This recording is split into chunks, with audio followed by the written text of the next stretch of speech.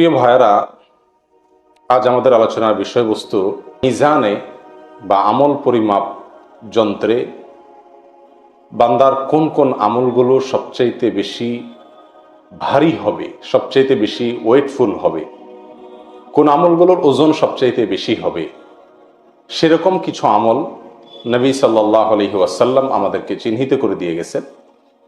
তো সেগুলো আজকে আমরা আলোচনা করব বা পর্যালোচনা করব। হয়তো আমাদের জানা বিষয়গুলো আবার নতুন করে জানবো ইনশাআল্লাহ। প্রিয় ভাইয়েরা, আখিরাতের প্রতি ঈমান বা ঈমান বিল আখিরাহ এর একটা পার্ট বা অংশ হলো মিজানে বিশ্বাস করা।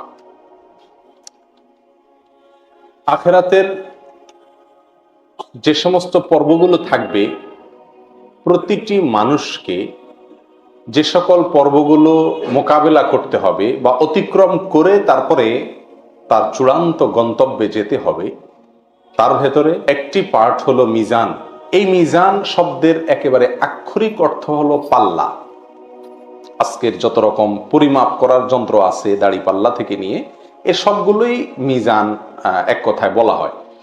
আমল পরিমাপের সেই যন্ত্র কেমন হবে সে সম্পর্কে শুধু ছোট্ট একটি ধারণা আমাদেরকে দেওয়া হয়েছে হাদিস থেকে। নবী আলাইহিস সালামের হাদিস থেকে বোঝা যায় যে তার দুটি পার্ট থাকবে, দুটি পার্শ্ব থাকবে। এক পাশে নেকামল, অপর পাশে বদামল রাখা হবে। এক হাদিসে পাল্লার আকৃতি, ধরন সম্পর্কে কিছুটা ধারণা দেওয়া হয়েছে। নবী আলাইহিস সালাম তিনি বলেছেন যে ইউদাউল মিজান ও ইয়াউমাল কিয়ামাহ, কিয়ামতের দিন আল্লাহ সুবহানাহু ওয়া তাআলা মিজান স্থাপন করবেন বান্দার আমল মাপার জন্য। আর ফালা উজিনা ফিহিস সামাওয়াতু ওয়াল আরদু লাসাআত, যদি আসমান এবং জমিন এ সব কিছুকে একসঙ্গে উঠায় দেওয়া হয়, সে পাল্লা এত বৃহৎ হবে যে ওই পাল্লা সেটাকেও মাপতে সক্ষম, এত বিশাল হবে, এত বড় হবে। ফাতাকুলুল মালাইকা, তখন ফেরেশতারা আল্লাহ তাআলাকে বলবেন, ইয়া রব লিমান ইয়াজিনু হাযা, এত বিশাল এই পাল্লার আয়োজন, এটা কাকে পরিমাপ করবে বা কি পরিমাপ করবে? তখন ফায়াকুলুল্লাহু তাআলা, তখন আল্লাহ সুবহানাহু ওয়া তাআলা বলবেন, লিমান শি'তু মিন খালকি, আমার সৃষ্টির ভিতরে যাকে ইচ্ছা তাকে আমি, তার কর্ম তাকে আমি পরিমাপ করব এই পাল্লায়। বান্দার প্রতিটি আমল মিজানে উঠবে, সেটা নেকামল হোক আর বদামল হোক, এবং তার একটি কাজও আল্লাহ সুবহানাহু ওয়া তাআলা ছাড়বেন না, যেটা আমরা একটু আগে আয়াত থেকে একেবারে পরিষ্কারভাবে জানতে পারলাম। আরো পরিষ্কারভাবে জানা যায় সূরা জিলজাল থেকে। আল্লাহ সুবহানাহু ওয়া তাআলা বলেছেন, ফামান ইয়ামাল মিসকালা যাররাতিন খায়রান ইয়ারাহ ওয়া মান ইয়ামাল মিসকালা যাররাতিন শাররান ইয়ারাহ, বিন্দু পরিমাণ যদি, দাররা পরিমাণ যদি ভালো কাজ করে সে ওটা দেখতে পাবে। আল্লাহ সুবহানাহু ওয়া তাআলা কোনো কিছুকে কি করবেন না, নষ্ট করবেন না, সবকিছুকে হাজির করবেন, ভালো হোক অথবা মন্দ হোক। বান্দার নেক আমল যেগুলো আছে এর প্রত্যেকটা আমলেরই একটা ওয়েট থাকবে, প্রত্যেকটা আমলেরই একটা ভার থাকবে, যেটা তার ওই নেক আমলের পাল্লাকে ভারী করবে। এখন ভালো কাজের ভিতরে সবচাইতে ওজনে ভালো কাজ কোনগুলো? আমরা এখানে যে ভালো কাজগুলো আজকে আপনাদের সামনে পেশ করব নবী আলাইহিস সালামের হাদিসের আলোকে, সেগুলো মূলত সবই বলতে গেলে নফল আমল। কোন কোন ক্ষেত্রে বলা যেতে পারে ঈমান সংক্রান্ত বিষয় আছে, এর বাইরে বেশিরভাগই হলো নফল আমল মূলত। কিন্তু মোটা দাগে মিজানে বান্দার সবচেয়ে বেশি ওয়েটফুল হবে বান্দার ফরজ আমলগুলো। বিধায় ফরজ আমল যেগুলো সেগুলো হবে মৌলিক, ওইগুলো না থাকলে কোনো কোনো আসার থেকে জানা যায় যে নফল আমলের মূল্যই হবে না, ওইগুলো থাকতেই হবে তারপরে যে নফল আমল। আর ওইগুলোর ওজন হবে সবচাইতে বেশি, যেটা বলাই বাহুল্য। এগুলো হলো ফরজ বাদে যে নফল আমল সেগুলোর কথা। যাই হোক, তার ভিতরে সর্বপ্রথম যে আমলটি মিজানের পাল্লাকে সবচাইতে বেশি ভারী করবে সেটা হবে তাহলিল। তাহলিল, তাহলিল কি? লা ইলাহা ইল্লাল্লাহ। লা ইলাহা ইল্লাল্লাহ এই বাক্যটি, এটি হবে মিজানের পাল্লায় সবচাইতে ওজনী বাক্য। কোন কোন বর্ণার ভাষ্য অনুযায়ী কালিমায়ে শাহাদাত পুরাটুকু চলে আসে, আশহাদু আল্লা ইলাহা ইল্লাল্লাহু ওয়া আশহাদু আন্না মুহাম্মাদার রাসূলুল্লাহ, এই পুরাটুকুই চলে আসে। এই বাক্যটুকু হবে কিয়ামতের ময়দানে স্থাপিত মিজানের সবচেয়ে ভারী আমল। এবং এ বিষয়ে একটি নয়, বহু হাদিস নবী আলাইহিস সালাম থেকে বর্ণিত হয়েছে। তার ভিতরে আমরা শুধু একটি হাদিস যদি পেশ করি এখানে আজকে, সেটি ইনশাআল্লাহ যথেষ্ট হবে। সুনানে তিরমিজি এবং মুসনাদে আহমদে বর্ণিত হয়েছে, নবী আলাইহিস সালাতু ওয়াস সালাম বলেছেন যে কিয়ামতের দিন আল্লাহ সুবহানাহু ওয়া তাআলা একটি লোককে ডাকবেন সমস্ত সৃষ্টি জগতের সামনে, সকলের সামনে উপস্থিত করে আল্লাহ সুবহানাহু ওয়া তাআলা তার 99টি বদামল নামা পেশ করবেন। তার সারা জীবনের যত কুকর্ম আছে, সারা জীবনের যত অপরাধ আছে, এগুলোর হিসাবের যে দপ্তর, সেটার 99টি দপ্তর আল্লাহ সুবহানাহু ওয়া তাআলা হাজির করবেন। হাজির করে তার সামনে উপস্থিত করবেন, যার এক একটি দপ্তর চোখের যতদূর চোখ যায় ততদূর পর্যন্ত বৃহৎ, তত বড় হবে তার এক একটি দপ্তর। এরকম 99টি দপ্তর হাজির করবেন ওই লোকের, এত বেশি অপরাধ তার জীবনে ছিল। সুম্মা ইয়াকুল, এরপরে আল্লাহ সুবহানাহু ওয়া তাআলা বলবেন যে আতুনকিরু মিন হাযা শাইআ, তুমি কি এই যে দপ্তরগুলোতে যা লেখা আছে, তুমি এসব করেছো বলে আমার ফেরেশতারা সংরক্ষণ করেছেন, এই ফেরেশতাদের লেখা, তাদের সংরক্ষিত এই হিসাব, এর বিষয়ে তোমার কোনো সন্দেহ আছে কিনা, বা এর কোনোটিকে তুমি কি অস্বীকার করো, তোমার বক্তব্য কি? আল্লাহর আদালতে তার জবানবন্দি নেওয়া হবে। তখন সে লোক বলবে সকলের সামনে যে ফায়াকুলু লা ইয়া রব, না আল্লাহ, আপনার ফেরেশতারা কিছু বাড়িয়ে লেখেনি, আমি কোনোটিকে অস্বীকার করছি না, এর সবই আমারই কৃতকর্ম। তখন আল্লাহ সুবহানাহু ওয়া তাআলা তাকে বলবেন আফালাকা উযরুন, তাহলে তুমি এত অপরাধ করলে, এত অন্যায় করলে, তোমার কি কোনো ওজর আছে? তোমার কি কোনো ওজর আছে? তোমার কি কোনো এর জন্য কোনো আপত্তি আছে কিনা? তোমার কোনো বক্তব্য আছে কিনা যে তুমি এতগুলো কেন করছো? কি তুমি বিপদে প্রয়োগ করছো? তোমাকে কেউ বাধ্য করছে? তোমার কিছু বলার আছে কিনা, বক্তব্য আছে কিনা? তখন সে বলবে ফায়াকুলু লা ইয়া রব, না আল্লাহ, আমার কোনো বক্তব্য নেই, কেউ আমাকে বাধ্য করেনি, আমি নিজেই করেছি। ফায়াকুলু লা ইয়া রব ফায়াকুলু বালা ইন্না লাকা ইনদানা হাসানাহ, তখন আল্লাহ সুবহানাহু ওয়া তাআলা বলবেন, হ্যাঁ, তোমার একটি ভালো কাজ আমার কাছে আছে। ফাইন্নাহু লা যুলমা আলাইকাল ইয়াউম, নিশ্চয়ই আজ তোমার প্রতি কোনো অবিচার করা হবে না, যেটুকু ভালো কাজ করেছো তার বদলা তুমি পাবে। ফাতাখরুজু বাতাকাহ, ফাতাখরুজু বাতাকাহ, তখন একটি কাগজ বের হবে, একটা কাগজের টুকরা বের হবে, ফিহা, যেখানে থাকবে লেখা আশহাদু আল্লা ইলাহা ইল্লাল্লাহ ওয়া আশহাদু আন্না মুহাম্মাদান আবদুহু ওয়া রাসূলুহু, এটি লেখা থাকবে যে তোমার ভিতরে এই বিশ্বাস ছিল। ফায়াকুলু, তখন আল্লাহ সুবহানাহু ওয়া তাআলা বলেন উহদুর উজনাক, তোমার আমল মাপা হবে, আসো, হাজির হও, সামনে আসো, কাছে আসো। 99টি দপ্তর এক পাশে থাকবে, আর এই লা ইলাহা আশহাদু আল্লা ইলাহা ইল্লাল্লাহ ওয়া আশহাদু আন্না মুহাম্মাদান আবদুহু ওয়া রাসূলুহু, এটা আরেক পাল্লায় থাকবে, আরেক পাশে থাকবে, তুমি কাছে আসো। ফায়াকুলু, তখন লোকটা বলবে আল্লাহ ইয়া রব মা হাযিহিল বিতাকা মা হাযিহিস সিজিল্লাত, কি লাভ হবে এই পরিমাপ টরিমাপ করে, আর এই বিশাল আমার অপরাধের যে পাহাড়, সেটার বিপরীতে এই একটি কাগজের টুকরার কি আর হবে আল্লাহ? নিরাশ হয়ে যাবে লোকটি। ফাকালা ইন্নাকা লা তুজলাম, তখন আল্লাহ বলবেন যাই হয় তোমার প্রতি অবিচার অন্তত করা হবে না, অতএব তুমি প্রত্যক্ষ করো, দেখো তোমার বিচারের। তখন এক পাশে পাল্লার ওই সব অপরাধের আমল নামা রাখা হবে, আর অপর পাশে সেই কাগজ, সেই কাগজের টুকরা যেখানে কালিমাতুশ শাহাদা লেখা থাকবে সেটা রাখা হবে। তখন তার ওই কালিমাতুশ শাহাদাতের পাল্লাটা ভারী হয়ে যাবে। প্রিয় ভাই, এই হাদিস থেকে জানা যায়, পরিষ্কারভাবে বোঝা যায়, বান্দার সবচাইতে ওজনী আমল হলো লা ইলাহা ইল্লাল্লাহ এর আমল। এখন কথা হলো, তাহলে তো এই হাদিস থেকে আমরা একটা বার্তা পেয়ে যাচ্ছি যে যত অপরাধী করা হোক পাহাড় সমপরিমাণ হয়ে যাবে, কোনো সমস্যা নাই, শুধুমাত্র লা ইলাহা ইল্লাল্লাহ জিকির সকাল সন্ধ্যা চালাইতে হবে, বলতে হবে বেশি বেশি করে, ব্যাস।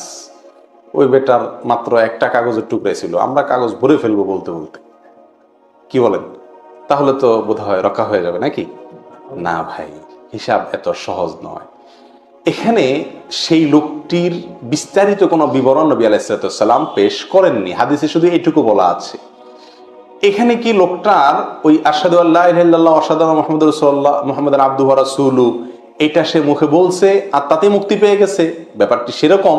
নাকি এর ইমানটুকু তার কাছে অনেক হাই লেভেলের ছিল সেজন্য সে রক্ষা পেয়ে গেছে, নাকি আল্লাহ সুবহানাহু ওয়া তাআলা রহম করে তার এটার ওজন আরো বাড়িয়ে দিয়ে তাকে রক্ষা করেছেন, এর বিস্তারিত কোনো বিবরণ আমাদেরকে হাদিসে নবী আলাইহিস সালাম দেন নাই।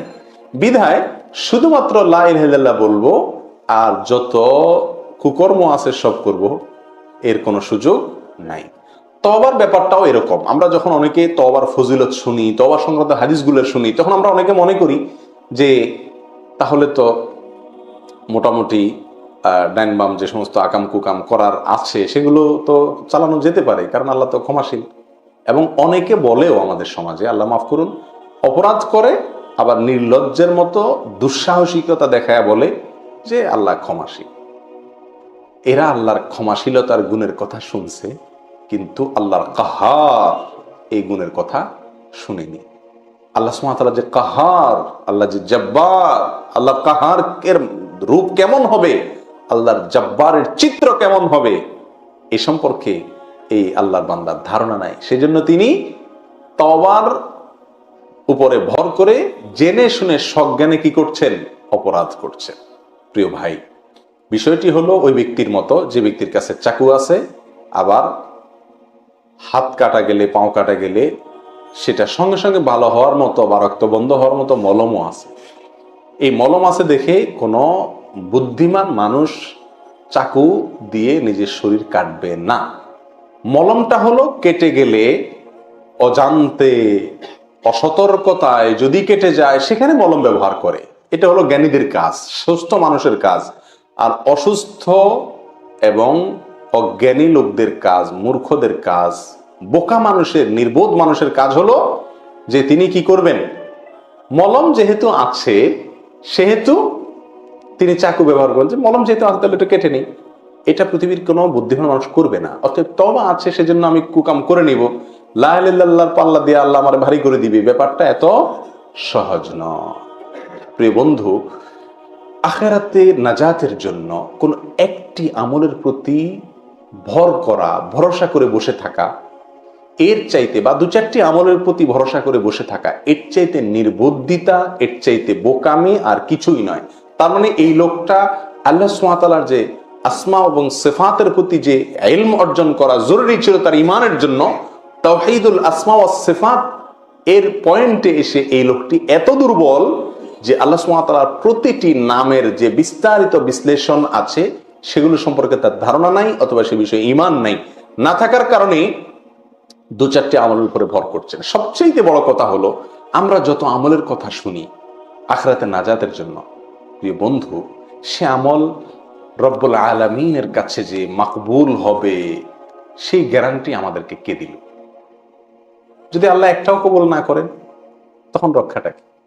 এই জন্য একজন ব্যাকুল, একজন সর্বহারা মানুষ সর্বশান্ত হওয়ার পরে তার বাঁচার জন্য, তার মুক্তির জন্য যত সম্ভাব্য উপায় হতে পারে তার প্রতিটি উপায়কে সে ধরার চেষ্টা করে। ঠিক না বেঠিক?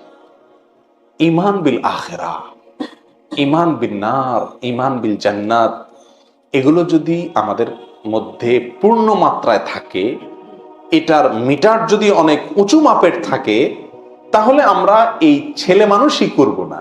অর্থাৎ দু চারটি আমল পেলাম তাহলে তো মুক্তি সহজ হয়ে গেল, ব্যাপারটিকে এত ছোট, এত হালকা মনে করব না, বরং চাতক পাখির মতো চেয়ে থাকবো কোন আমলটি আমাকে মুক্তির জন্য পথ দেখায়, কোন আমলটি আমার নাজাতকে ত্বরান্বিত করে, যেটি পাবো, যে হাদিস থেকে পাবো, যে আয়াত থেকে পাবো, যেই জায়গা থেকে পাবো, হুমড়ি খেয়ে সেটাকে আঁকড়ে ধরবো। এটা হলো একজন এরকম ইমানদারের কাজ, যেই ইমানদার আখিরাতের প্রতিটি বিষয়ের প্রতি তার ইমানের মাত্রা অনেক হাই লেভেলের। আল্লাহ তাআলা আমাদেরকে সেরকম মাপের ইমানদার হওয়ার তৌফিক দান করেন। প্রিয় ভাই, তাহলে লা ইলাহা ইল্লাল্লাহ এই বাক্যটি, এই হাদিস একটি আমরা মাত্র পেশ করলাম কারণ সময় অল্প। এ বিষয়ে বহু হাদিস আছে যে হাদিসগুলোকে একসাথ করলে যার সামারি, যার সারসংক্ষেপ আমাদের সামনে চলে আসে যে এই হাদিস, এই লা ইলাহা ইল্লাল্লাহ এই বাক্যটি মিজানের পাল্লাকে ভারী করবে। এখন কি এই বাক্য মুখে বললেই ভারী হয়ে যাবে মিজানের পাল্লা, নাকি এই বাক্যের বিশ্বাস নিজের ভিতরে ধারণ করতে হবে? এই বাক্যের বিশ্বাসকে পরিপূর্ণ মাত্রায় সহি, সম্পূর্ণ বিশুদ্ধভাবে নিজের ভেতরে ধারণ করতে হবে। এটাকে ধারণ করার পরে যত মুখে বলবো তত বেশি সেটা ওয়েটফুল হবে ইনশাআল্লাহ।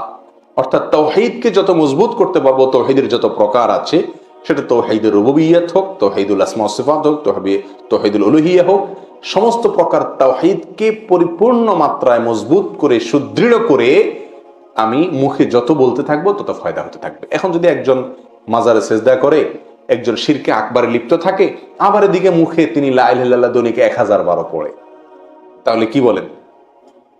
মাছা নাই তার বুধবার, ইমানই নাই, আবার আমল পরিমাপ করে জান্নাতে যাওয়ার প্রশ্ন তো বহুত পরে।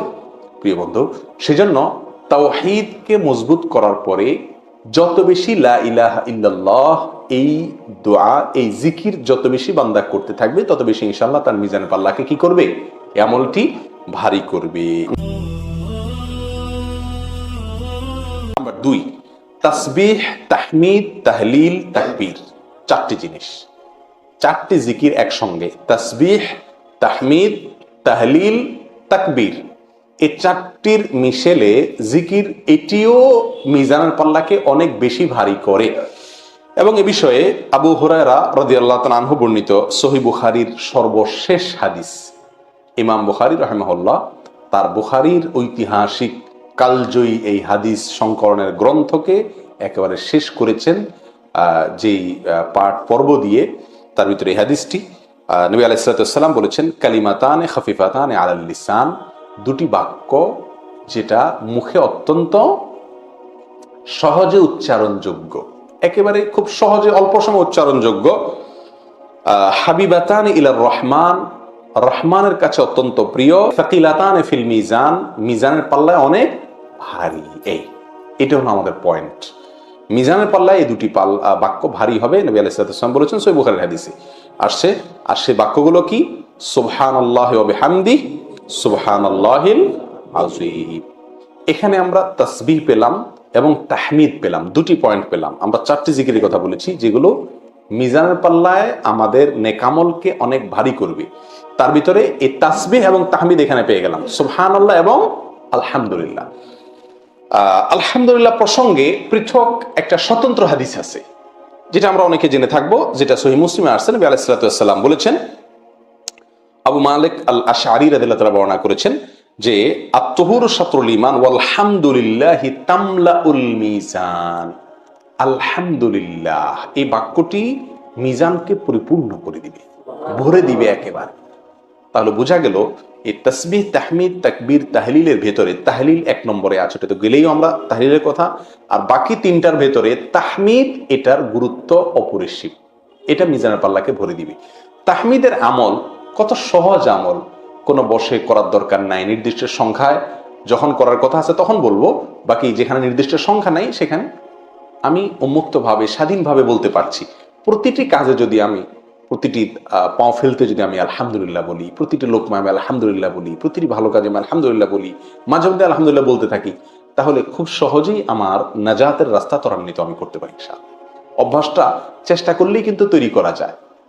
আমরা ওয়াও বলি, অনেক কিছু বলি, এই ওয়াও ফাও এসব না বলে যদি আলহামদুলিল্লাহর কালচার ঘরে নিজের বাসায় তৈরি করা যায়, এটাকে যদি প্রতিষ্ঠিত করা যায় যে আলহামদুলিল্লাহর খই ফুটবে, বাচ্চাদের মুখের খই ফুটবে, স্ত্রীর মুখে খই ফুটবে, মা বাপ ভাই বোন অধীনস্থ নিজের সবার মুখে শুধু খই ফুটবে, আলহামদুলিল্লাহ আলহামদুলিল্লাহ, সবকিছুতে আলহামদুলিল্লাহ, জামা পরে ফেলছো বাবা আলহামদুলিল্লাহ, রেডি হয়ে গেছো আলহামদুলিল্লাহ, এরকম যদি আলহামদুলিল্লাহর একটা রব তুলে দেওয়া যায়, একটা পরিবেশ নিজেদের বলয়ের মধ্যে আমরা গড়ে তুলতে পারি, তাহলে ইনশাআল্লাহ আল্লাহ সুবহানাহু ওয়া তাআলার কাছ থেকে আমরা অনেক জোরালো আশা করতে পারি আমাদের মিজানকে ভারী করার জন্য। যাই হোক, আর বাকি যে 2টি আমল, সেই 2টি আমল সেগুলো এসেছে এ সম্পর্কে জুয়ারিয়া রাদিয়াল্লাহু তাআলা আনহার একটা হাদিস আছে, যেটি সহিহ মুসলিমে বর্ণিত হয়েছে। হাদিসটি আমরা অনেকেই কম বেশ জানি। নবী আলাইহিস সালাতু ওয়াস সালাম একবার উম্মুল মুমিনিন জুয়ারিয়া রাদিয়াল্লাহু তাআলা আনহাকে বাসায় রেখে বের হইছেন, ফজরের সালাতে ফজর পড়ছেন, ফিরে আসছেন। আসার পরে নবী আলাইহিস সালাতু ওয়াস সালাম তাকে দেখলেন ওই জায়গায় বসে আছেন। নবী আলাইহিস সালাম কিন্তু বের হয়ে সলাতুদ দুহা পড়ে আসলেন, দীর্ঘ সময় গেছে। তিনি এসে বললেন, তুমি সেই বসায় এখনো আছো? বলে, ইয়া রাসূলুল্লাহ, হ্যাঁ সেই বসায় এখনো আছি। তো বসে বসে তিনি জিকির করছিলেন, আমল করছিলেন। নবী আলাইহিস সালাতু ওয়াস সালাম তাকে বলেছিলেন, উম্মুল মুমিনিন জুয়ারিয়াকে, দেখো তুমি এতক্ষণে যত আমল করলে, যত জিকির করলে, যত দোয়া করলে, আমি 4টি মাত্র বাক্য 3 বার আমি পাঠ করে যেই পরিমাণ সওয়াবের ভার আমি তৈরি করেছি, আল্লাহর কাছে জমা রেখেছি, সঞ্চয় করেছি, তোমার এই পুরো সময়ের নেক আমলের চাইতে ওইটা ভারী। সুবহানাল্লাহি ওয়া বিহামদিহি আদাদা খালকিহি ওয়া রিদা নাফসিহি ওয়া জিনাতা আরশিহি ওয়া মিদাদা কালিমাতিহি। 4টি বাক্য। সুবহানাল্লাহি ওয়া বিহামদিহি আদাদা খালকিহি, অর্থাৎ আল্লাহর পবিত্রতা এবং প্রশংসায় বর্ণনা করছি তার যত সৃষ্টি জগতের যত সদস্য আছে, 18,000 মাখলুকাত না, যত আছে তত পরিমাণে। ওয়া রিদা নাফসিহি, এবং তত পরিমাণে, যত পরিমাণ হলে আল্লাহ সন্তুষ্ট হয়ে যান, অত পরিমাণে আল্লাহর আমি পবিত্রতা এবং প্রশংসা বর্ণনা করছি। ওয়াজিনাতা আরশি, 3 নম্বর হলো আল্লাহর আরশের ওজন পরিমাণে আল্লাহর প্রশংসা এবং পবিত্রতা বর্ণনা করছি। 4 নম্বর অমিদাদা কালিমাতিহি, আল্লাহর যত কালিমাত আছে, তার যত কালি আছে সেটার সম পরিমাণে, ওটা লিখতে যত কালির প্রয়োজন হবে সেটার সম পরিমাণে আমি আল্লাহর পবিত্রতা এবং প্রশংসা বর্ণনা করছি। প্রিয় বন্ধু, এই আমলটি আজ থেকে আমরা যারা অভ্যাস আছে আলহামদুলিল্লাহ তো ভালো, আর যাদের অভ্যাস নেই তারা করে নি, সকালে ফজরের পরে এবং সন্ধ্যায় 3 বার করে সুবহানাল্লাহি ওয়া বিহামদিহি আদাদা খালকি ওয়া রিদা নাফসি ওয়া জিনাতা আরশি ওয়া মিদাদা কালিমাতি। করবো তো ইনশাআল্লাহ? একবারে পাক্কা প্রতিজ্ঞা করে নেই, আমাদের প্রিয়জনদেরকে শিখাই দেই ইনশাআল্লাহ বিদিনিল্লাহ। তাহলে এই বাক্যের ভিতরে ওই যে তাকবীর, তাহমিদ, তাহলিল এগুলো আছে। 3 নম্বর আমল হলো 5 ওয়াক্ত সালাতের পরে যে সমস্ত জিকিরগুলো আছে, দোয়াগুলো আছে, সেগুলোকে নিয়মিত করা এবং করার চেষ্টা করা। আমরা তো হুট করে সালামটা ফিরে দিতে পারলেই দৌড় দিয়ে কখন যাব, বাঁচাবো সেই চেষ্টা করি, যান বাঁচানোর চেষ্টা করি। অথচ এই 5 ওয়াক্ত ফরজ সালাতের পরে যে আমলগুলো আছে, জিকিরগুলো, তাসবিহগুলো, এগুলোর গুরুত্ব অপরিসীম। এই বিষয়ে একটি বর্ণনা আমরা শুধু আজকে পেশ করি, চলো যে আবু দাউদ, মুসনাদ আহমদ, তিরমিজি, নাসাই, ইবনে মাজাহ ইত্যাদিতে বর্ণিত হয়েছে। সহিহুত তারগিব তারহিব আল্লামা আল বাইহাকি হাদিসটিকে সহিহ বলেছেন। আব্দুল্লাহ ইবনে আমর রাদিয়াল্লাহু তাআলা আনহু বর্ণনা করছেন নবী আলাইহিস সালাম থেকে, তিনি বলেছেন যে 2টি অভ্যাস আছে বান্দার, এটা যদি কোনো মুসলিম বান্দা সংরক্ষণ করে, এটাকে নিয়মিত করে, এটাকে ধরে রাখে, কন্টিনিউ করে, এটাকে না ছাড়ে, তাহলে সে জান্নাতে প্রবেশ করবেই। তার জন্য জান্নাতে প্রবেশ করা সহজ হবে, জান্নাতে সে প্রবেশ করবেই। এবং সেই 2টি আমলের দোনোটি আমল অত্যন্ত সহজ, অত্যন্ত সহজ। অথচ নবী আলাইহিস বলছেন যে খুব কম মানুষই সে কাজটা, সে আমলগুলো করে। কি সেটা? প্রত্যেক সালাতের পরে 10 বার করে সে তাসবিহ পাঠ করবে, সুবহানাল্লাহ বলবে, ওয়া ইয়াহমাদু 10, 10 বার করে তাহমিদ করবে, অর্থাৎ আল্লাহর প্রশংসা আলহামদুলিল্লাহ এটা বলবে, আর 10 বার করে তাকবীর পাঠ করবে, অর্থাৎ আল্লাহু আকবার বলবে। তাহলে 30 বার যদি প্রত্যেক ওয়াক্তে হয়, তাহলে 5 ওয়াক্তে হবে 150 বার। নবী আলাইহিস সালাম বলছেন যে ফাযাকা খামসুনা ওয়া মিআ বিল লিসান, মুখে সে 150 বার বলল দিনে, ওয়া আলফুন ওয়া খামসুমিআ ফিল মিজান, সে আখিরাতে মিজানের পাল্লায় গিয়ে এটাকে 1,500 পাবে। এই 150কে সে 1,500 সেখানে পাবে। যাই হোক, এই হাদিসে আরো অংশ আছে, আপনার শোয়ার সময় 33 বার সুবহানাল্লাহ, 33 বার আলহামদুলিল্লাহ, 34 বার আল্লাহু আকবার, সেটার কথাও আছে। সেটাও যদি কেউ পড়ে তাহলে সেটাও সমহারে মিজানের পাল্লায় সে অতিরিক্ত আল্লাহ সুবহানাহু ওয়া তাআলার কাছে পাবে।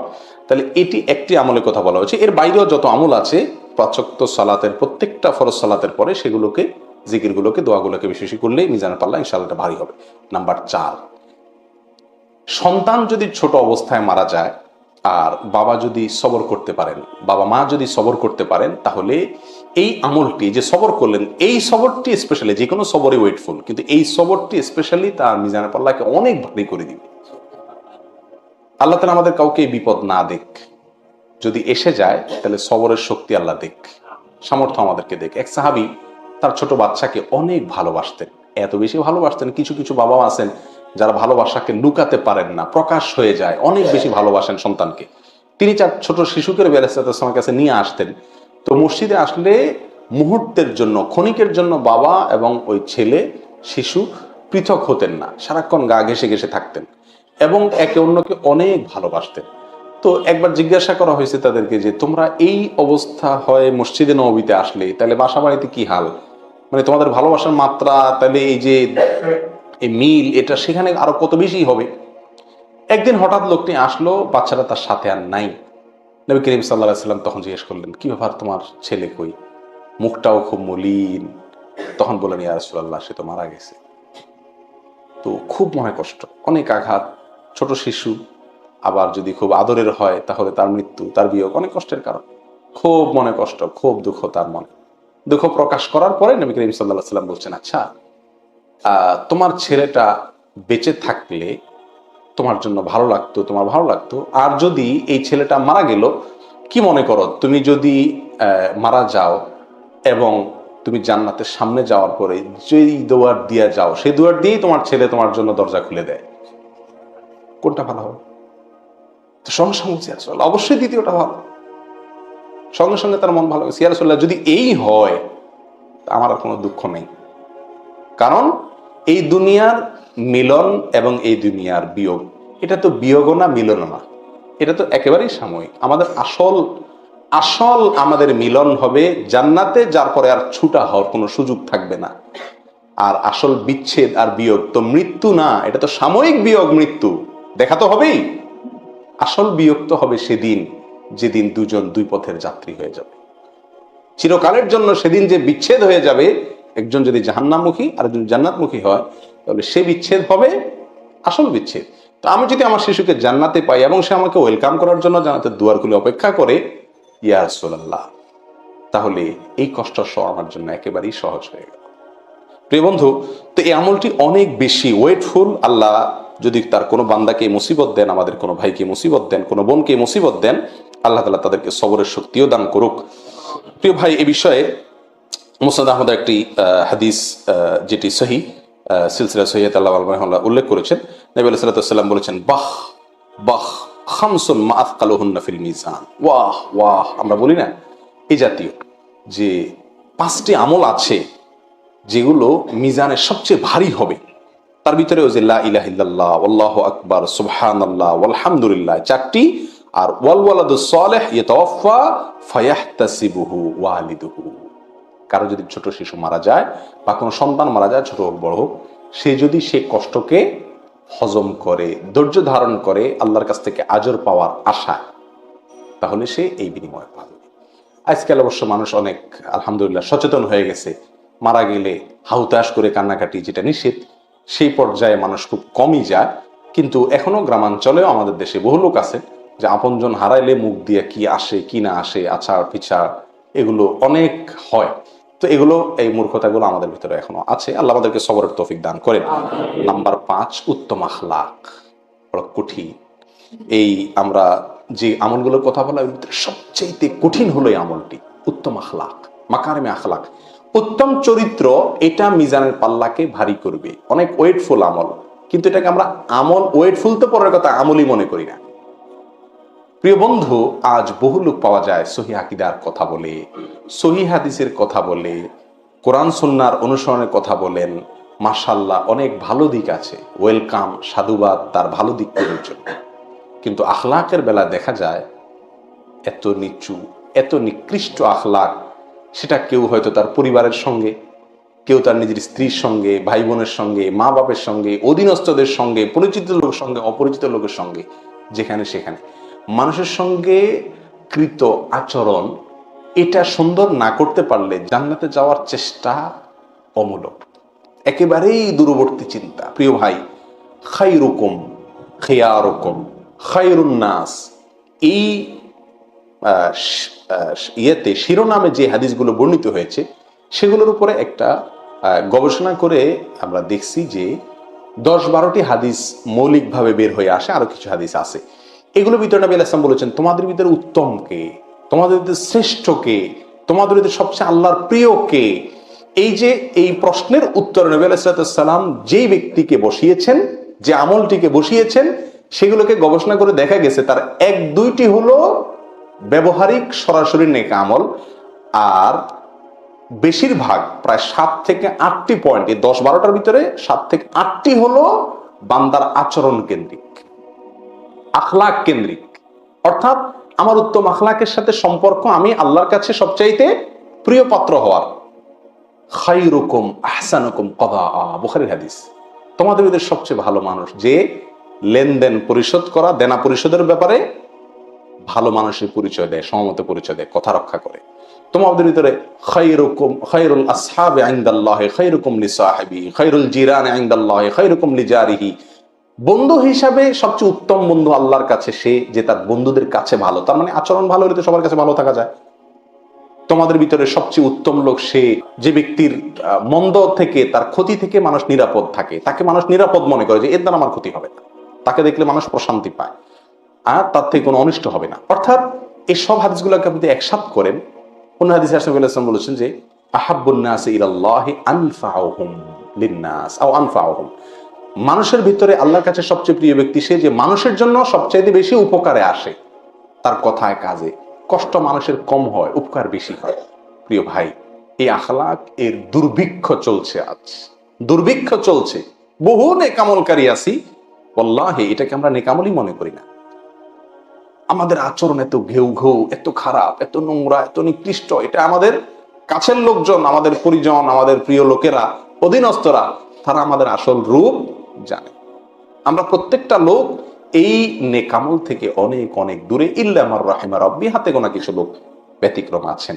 আল মুসলিমু মান সালিম আল মুসলিমুনা মিন লিসানিহি ওয়া ইয়াদিহি। মুখ এবং হাত দিয়ে নিরাপদে থাকবে। কোথায় সে মুসলমান?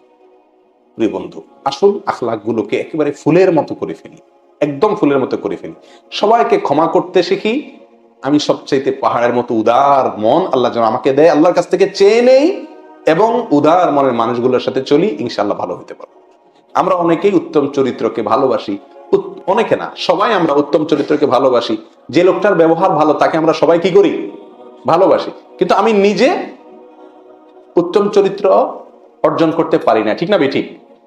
আবু দারদা রাদিয়াল্লাহু তাআলা থেকে বর্ণিত, নবী আলাইহিস সালাতু ওয়াস সালাম বলেছেন, মা মিন শাইইন আথকালু ফিল মিজান মিন হুসনিল খুলুক। মিজানে, কিয়ামতের ময়দানে যে মিজান স্থাপন করা হবে আখিরাতে, সেই মিজানে হুসনুল খুলুক বা উত্তম চরিত্রের চাইতে ভারী কোনো আমল হবে না।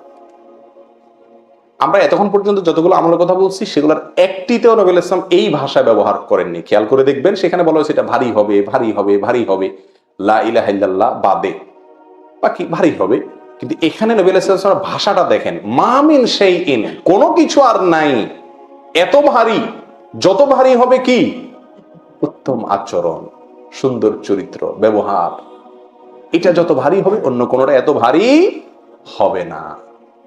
প্রিয় বন্ধু, আমার নবী আলাইহিস সালামের আখলাক কেমন ছিল?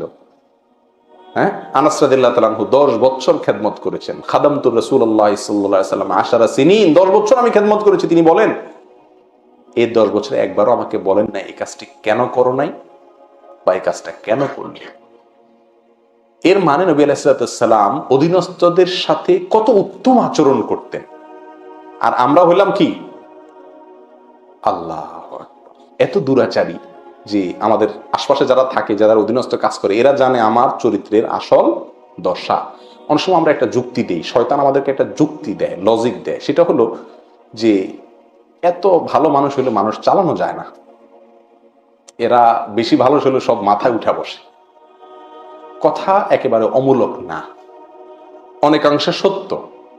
তো যারা এই শয়তানের এই লজিকটা গ্রহণ করে নিজের চরিত্রটাকে নষ্ট করেন, তাদের জন্য বাদশাহ হারুন রশিদের একটা গল্প আছে শিক্ষণীয়। তিনি একবার তার দরবারে, তার রাজ দরবারে মজলিসে একটা চাকরকে, একটা গোলামকে ডাকতেছিলেন। কয়েকবার ডাকার পরেও গোলামটা শুনেও না শোনার ভান করলো।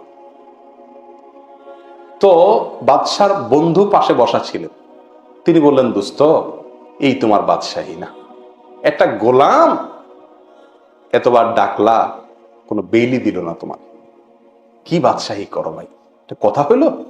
হ্যাঁ। তো বাদশাহ বলতেছেন যে, দোস্ত, আমি যখন আমার আচরণটাকে খারাপ করি তখন এগুলা সব সুইচের মতো সোজা হয়ে যায়, আর আমি যখন একটু ভালো হয়ে যায় সবগুলা মাথায় উঠা বসে। তো আমি হিসাব করলাম যে ওদেরকে ভালো করতে হলে আমি খারাপ হওয়া লাগে, আর আমি ভালো হলে ওরা খারাপ হয়ে যায়। তাহলে আমার কাছে গুরুত্বপূর্ণ কোনটা? আমার নিজের চরিত্রটা ভালো থাকা নাকি তারে ভালো করা? কোনটা গুরুত্বপূর্ণ? আমার নিজেরটা। তো আনফুসাকুম, তারপরে না আহলিকুম। আমি খারাপ হয়ে তারে ভালো করলাম, তো সে তো ভালো থাকলো, কিন্তু আমি তো খারাপ হয়ে গেলাম, লাভ তো হলো না, লস হয়ে গেল। উত্তর পাইছেন তাহলে? বাদশাহ হারুন রশিদের এই গল্পের ভিতরে উত্তর আছে কি নাই? যারা দুর্ব্যবহার করি যে না অধীনস্থদেরকে ছাড় দিলে এরা মাথায় উঠে যায়, না এদেরকে ধরতে হয়, একটু কুল ডাউন, সুন্দর আচরণ দিয়ে মানুষকে সংশোধন করা যায়। আমি বলছি না যে আপনি কাউকে রাগ করেন না, রাগ করেন, নিকৃষ্ট পর্যায়ে চলে যে গালমন্দ, মুখ খারাপ, অনেক ভালো ভালো মানুষও আমরা তলে তলে এই কামগুলা করি মানুষের সামনে না। ওইটা ওই আমার বইয়ে জানে, হ্যাঁ বনে জানে, চাকর বাকর আশপাশের লোকজন জানে, আরে কত বড় শেখ সাজে, এর রূপ তো আমি জানি, ঠিক না বেঠিক? আর এই জন্য চেয়ারম্যান চারিত্রিক সনদপত্র কমিশনার চেয়ারম্যান সাহেব দিবে না, মেম্বার সাহেব দিবে না, কে দিবে? বউয়ে দিবে। তোমাদের ভিতরে সবচেয়ে উত্তম হলো সে খায়রুকুম লিআহলিহি, যে তার পরিবারের লোকের কাছে ভালো, সে আসল ভালো। আজকে যা বউরে জিজ্ঞেস করবেন, পরিবারের লোকদের জিজ্ঞেস করবেন যে আসলে ইমানে আমানে বলো আমি কি ভালো কিনা। যদি বলে হ্যাঁ, একেবারে দিল থেকে বলতে তুমি চাইছে তুমি একটা ভালো মানুষ, তাহলে আপনি আসলেই ভালো। আর যদি বলে যে তোমার ভালো রূপ তো আমি জানি, তাহলে বুঝলেন আপনি আর ভালো হতে পারলেন। তাহলে এই হাদিসগুলোকে আমরা সামনে রাখলে দেখি প্রিয় বন্ধু, ভালো হওয়াটা অধিক তাসবিহ, অধিক তাহলিল, বিশেষ নফল নামাজ, বিশেষ দান সদকা, এগুলোর সাথে যতটা সম্পর্কযুক্ত, তার চাইতে কোন কোন দিক থেকে, সব দিক থেকে কোন কোন দিক থেকে অনেক বেশি সম্পর্কযুক্ত হলো আমার কিসের সাথে? আচার আচরণের সাথে। এটা আমার মিজানের পাল্লা আমার নেকামলকে অনেক ওজনে করে দিবে। তাহলে আমি কেন আমার মিজানের পাল্লা, আমার আমলকে আমি হালকা করব? চরিত্র চেঞ্জ করবো তো ইনশাআল্লাহ। আল্লাহ আমাদেরকে তৌফিক দান করুন। প্রিয় বন্ধু, চরিত্রকে সুন্দর করার জন্য দুটি পয়েন্টের কথা বলেছিলাম। নাম্বার 1, যাদের ঘেউ ঘেউ করার অভ্যাস আছে, এই চাড়াল মার্কা মানুষের সাথে কম চলবেন। ভালো উত্তম ব্যবহারের যে মানুষগুলো আছে তাদের সাথে বেশি চলবেন। ডাইভার্ট করে আপনার ভিতরে ইনশাআল্লাহ ভালো গুণটা আসবে। আর নবী আলাইহিস সালাম যে দোয়া শিখাইছেন সে দোয়াটা আমরা বেশি করবো ইনশাআল্লাহ। আর এই দোয়াটা বিভিন্ন হাদিসে বর্ণিত হয়েছে, সহিহ মুসলিমে বর্ণিত হয়েছে, তার ভাষাটা একটু ব্যতিক্রম, তিরমিজিতে এবং মুসনাদে আহমদে বর্ণিত হয়েছে, তার ভাষাটা একটু ব্যতিক্রম, কিন্তু মূল বিষয় একই। দোয়াটি হলো এই, আল্লাহুম্মা হদিনি লিআহসানিল আখলাক, আল্লাহ আমাকে সবচেয়ে সুন্দর আখলাকের পথ দেখায় দেন, আল্লাহ সবচেয়ে সুন্দর আখলাকের পথ দেখায় দেন। ফাইন্নাহু লা ইয়াহদি লিআহসানিহা ইল্লা আন্ত, কারণ আপনি ছাড়া আর কেউ সুন্দর আখলাকের, সুন্দর আচরণের পথ দেখাতে পারবে না। এখানে পথ দেখানো বলতে একেবারে সুন্দর আচরণকারী বানিয়ে দেওয়া। হেদায়েতের দুটি অর্থ, একটা হলো ইরাআতুত তরিক, আর একটা ইসাইলুল মতলুব, ভিন্ন আলোচনা। এখানে সম্ভবত ইসাইলুল মতলুব উদ্দেশ্য, অর্থাৎ আমাকে ভালো চরিত্র বানিয়ে দেন আল্লাহ। ওয়াসরিফ আন্নি সাইয়্যাহা, আর মন্দ চরিত্র থেকে আমাকে আল্লাহ দূরে সরায় দেন। লা ইয়াসরিফু আন সাইয়্যাহা ইল্লা আন্ত, এই মন্দ চরিত্র থেকে কেউ বাঁচাতে পারে না, রক্ষা করতে পারে না আল্লাহ আপনি ছাড়া। সত্যি সত্যি উত্তম আচরণ আল্লাহর তৌফিক ছাড়া হয় না। অনেকেই চেষ্টা করেন কিন্তু পারেন না, মাথাটা যখন গরম হয়ে যায় তখন আর সব এলোমেলো হয়ে যায়, পরে আফসোস করে, ঠিক না ঠিক? এই জন্য আল্লাহর কাছে এই দোয়ার মাধ্যমে আমরা চেয়ে নিতে পারি, আল্লাহুম্মা হদিনি লিআহসানিল আখলাক ফাইন্নাহু লা ইয়াহদি লিআহসানিহা ইল্লা আন্ত ওয়াসরিফ আন্নি সাইয়্যাহা লা ইয়াসরিফু আন সাইয়্যাহা ইল্লা আন্ত। নাম্বার 6, শেষ আমল হলো জানাজার পরে লাশের পেছনে পেছনে যে দাফন করে শেষ হওয়া পর্যন্ত অপেক্ষা করো। একটি আমল, জানাজা একটি আমল। জানাজার পরে লাশের পেছনে পেছনে কবরস্থান পর্যন্ত যাওয়া, দাফন শেষ হওয়া পর্যন্ত অপেক্ষা করো। এই আমলটা কিন্তু এখন বিলুপ্তির পথে, আমাদের দেশে অনেক কমই দেখা যায়। জানাজায় আমরা অনেকে হাজির হই মাশাআল্লাহ, কিন্তু জানাজার পরে লাশের পেছনে পেছনে যাওয়া কবরস্থান পর্যন্ত, সেটা একান্ত কাছের লোকজন ছাড়া, দায় না থাকলে আমরা যেতে চাই না। অপরিচিত লোকের জানাজার পিছনে আপনি কবরস্থান পর্যন্ত গেছেন, এরকম ঘটনা জীবনে কয়বার হয়েছে? খুব কম লোকই পাওয়া যাবে। কিন্তু সৌদি আরবে আলহামদুলিল্লাহ আমলটা প্রচুর পরিমাণে আমরা দেখি, পাওয়া যায় যে কোনো লোকের ইয়ের পিছনে হাতে সময় থাকলে কবরস্থান পর্যন্ত যে দাফন পর্যন্ত আমরা অপেক্ষা করি। কিসের জন্য? এই সওয়াবের জন্য। এটা অনেক ওয়েটফুল আমল। নবী আলাইহিস সালাম বলেছেন, মুসনাদ আহমদে বর্ণিত হয়েছে, আল্লাহ আলবানী হাদিসকে সহিহ বলেছেন, নবী সাল্লাল্লাহু আলাইহি ওয়াসাল্লাম বলেছেন, মান তাবিআ জানাজাতান হাত্তা ইউসাল্লা আলাইহা, যে ব্যক্তি কোনো জানাজার পিছে পিছে যায়, জানাজার সালাত শেষ হওয়া পর্যন্ত, ওয়া ইয়াফরুগা মিনহা, সালাতের পরে শেষ হলো, ফালাহু কিরাতানি, সে ব্যক্তি 2 কিরাত পাবে। ওয়া মান তাবিআহা হাত্তা ইউসাল্লা আলাইহা ফালাহু কিরাতুন, আর যে ব্যক্তি জানাজার পিছে পিছে লাশের পিছনে যে শুধু সালাত আদায় করার পর্যন্ত থাকলো, সে 1 কিরাত পাবে। ওয়াল্লাযী নাফসু মুহাম্মাদিন বিয়াদিহি লাহু আফকালু ফি মিজানিহি মিন উহুদিন, যারা মদিনায় গেছেন, উহুদ পাহাড় দেখছেন, কি বিশাল, মনে হয় যে পুরো ঘেরা। এই নবী সাল্লাল্লাহু আলাইহি ওয়াসাল্লাম বলছেন, যদি কেউ এই কিরাতের সওয়াব, কিরাত উহুদ পাহাড়কে যদি তার মিজানের পাল্লা উঠিয়ে দেওয়া হয়, যত ওজন হবে, যত ওয়েট হবে, তার চাইতে বেশি তার মিজানের পাল্লাকে ওয়েট করে দিবে তার এই আমলে। লাশের পেছনে পেছনে গেলে 2 কিরাত, আর না গেলে 1 কিরাত। তাহলে পিছনে পিছনে যাওয়া এটা মিজানের পাল্লা আমাদের নেকামলকে ভারী করে দেওয়ার অন্যতম একটি কারণ। আল্লাহ তাআলা আমাদের সকলকে এর প্রত্যেকটি আমলকে বাস্তবায়ন করার তৌফিক দান করুন।